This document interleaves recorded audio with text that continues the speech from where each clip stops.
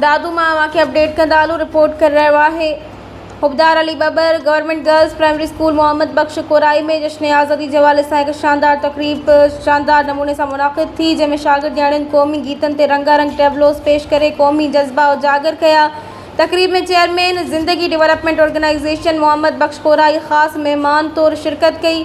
तकरीब सां ख़िताब कंदे हेड टीचर मिस अफशा कोराई ऐं सुमेरा समूह चयो त आज़ादी जो ॾींहुं उन्हनि शहीदनि ऐं मुजाहिदनि खे भेटा ॾियण जो ॾींहुं आहे, जिन पंहिंजी जानुनि जा नज़राना ॾेई असांखे हिकु आज़ादु वतन जो तोहफ़ो ॾिनो। हिननि चयो त पाकिस्तान जी आज़ादी में क़ाइदे आज़म मोहम्मद अली जिन्ना जो किरदारु बुनियादी हैसियत रखे थो। ख़ासि महिमान मोहम्मद बख्श कोराई पंहिंजे ख़िताब में चयो त क़ौमुनि जी तरक़ी जो दारोमदार तालीम ते आहे। वॾड़नि जूं क़ुर्बानियूं यादि करण ऐं उन्हनि खे भेटा ॾियण बि हिकु तालीमी शऊर आहे।